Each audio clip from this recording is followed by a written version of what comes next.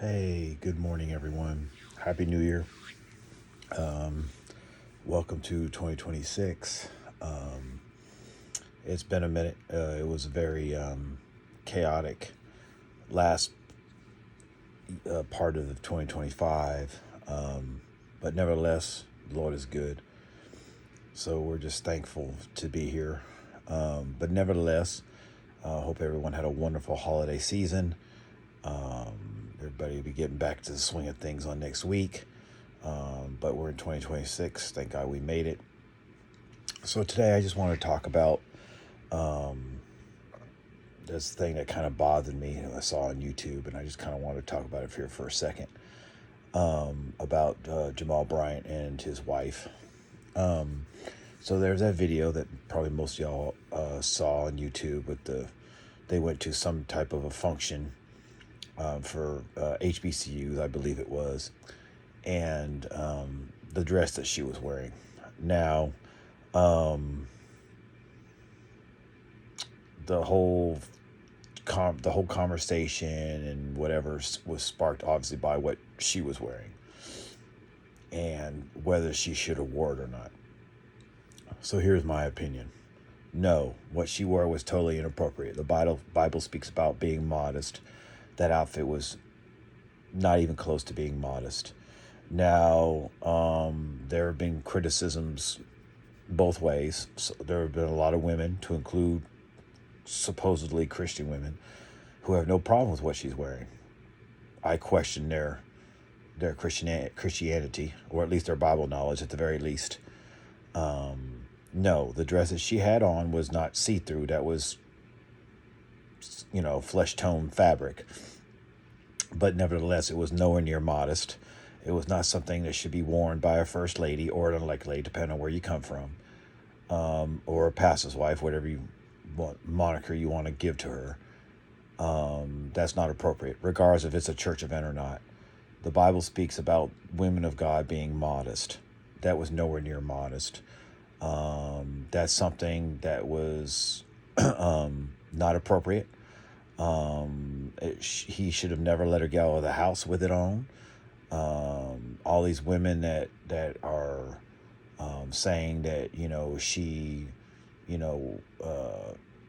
look good and all that. Nobody's arguing that whether she looked good or not. The argument is whether she should have wore it or not. That's the argument. We're not arguing the fact that whether she could wear it or not, or that she didn't look good in it or look bad in it or whatever. That's not what we're arguing. What we're arguing is whether she should have wore it. And in my opinion, no. The Bible speaks about modesty. And the simple fact of the matter is, it doesn't matter whether you're in church or not. A saved woman carries herself in modesty at all times, regardless of where she goes. That includes the grocery store, that includes church, that includes work, that includes family events. It doesn't matter. You have to carry yourself in such a way to where you're not drawing undue, unwanted attention to yourself, or that you're making your good evil spoken of. The Bible speaks of shun any appearance of evil, and I'm paraphrasing. And when I say evil, that means that you're drawing looks from men that are going to, lust after you because of the form fitting and the quote unquote illusion of see-through in that dress, even though we know it wasn't see-through.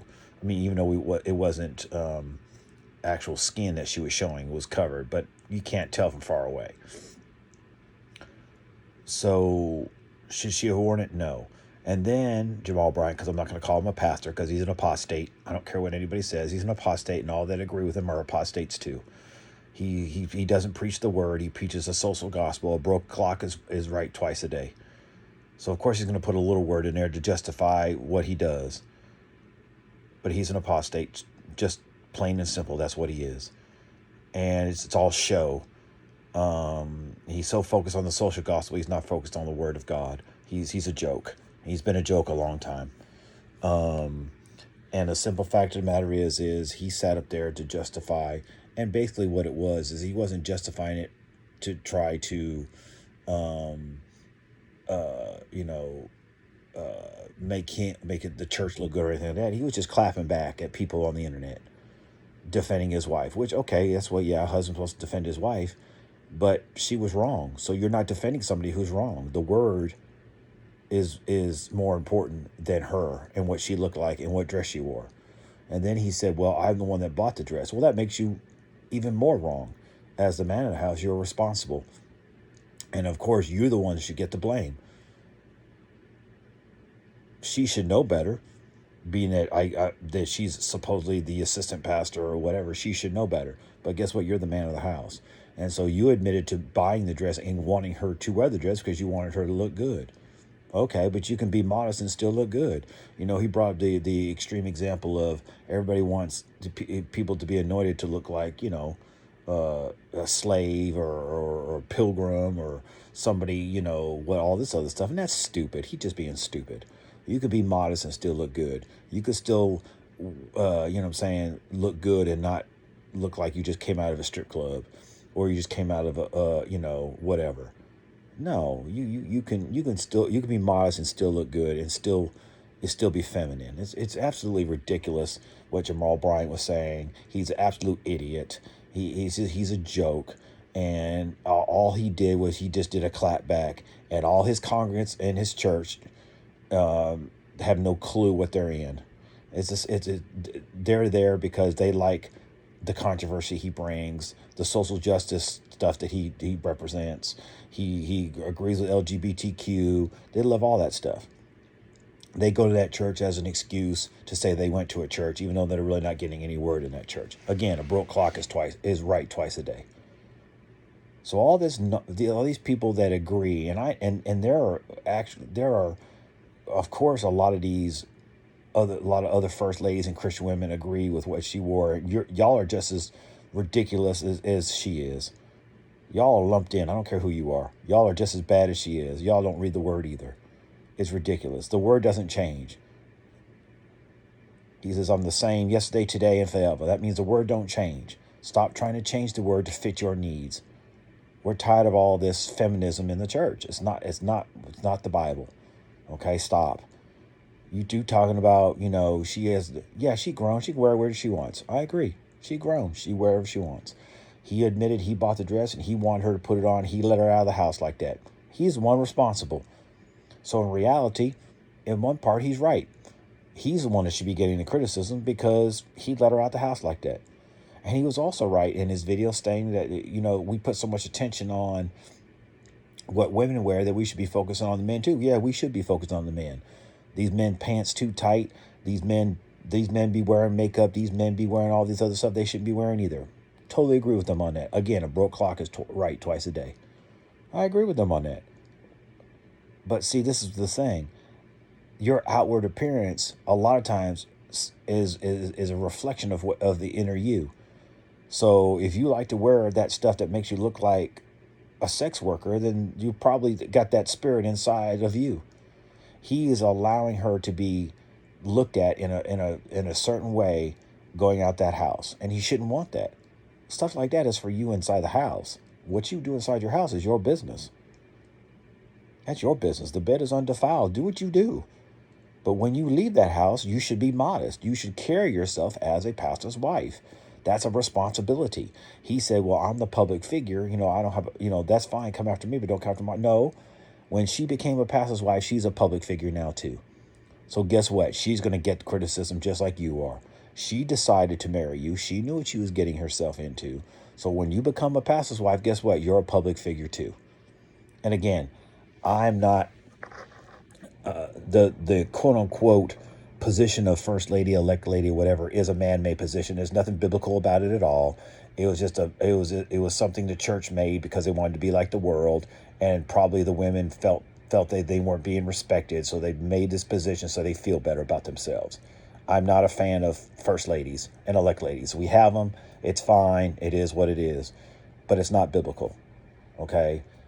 A pastor's anniversary is exactly what it is, a pastor's anniversary, not a pastor and elect lady or a pastor and first lady's anniversary. It's a pastor's anniversary. Okay? But it is what it is, and they exist, and that's fine, and it is what it is. I don't have to agree with it. I just have to go along with it. But the simple fact of the matter is you bought the dress for her. You let her out the house that way. And what she was wearing was inappropriate for a pastor's wife. Modesty is always appropriate when it comes to the saints. Always appropriate. That's men and women. Men and women. We got to do both, men and women. So for all these folk out here that agree with what she was wearing, y'all are a bunch of idiots. And if you call yourself a saint or a Christian, I question it.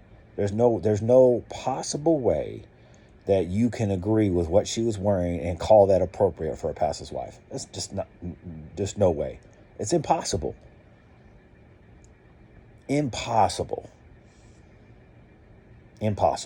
Again, she's right. She wasn't showing skin. That was flesh tone fabric that was covering the spots where you thought it was skin.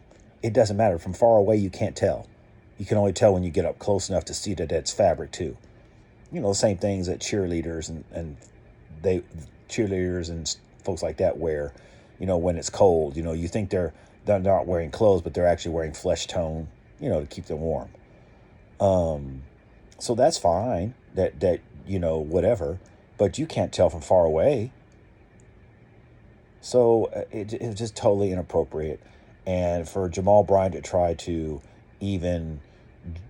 to justify it is absolutely ridiculous. Again, he's an apostate, and then anybody that agrees with him is an apostate too. So, it is what it is. I'm just going to leave it at that. I may do a part 2 on this, but I thank God for each and every one of y'all. I apologize for the long break, but again, like, subscribe, hit that notification bell. Thank God for my subscribers that I do have.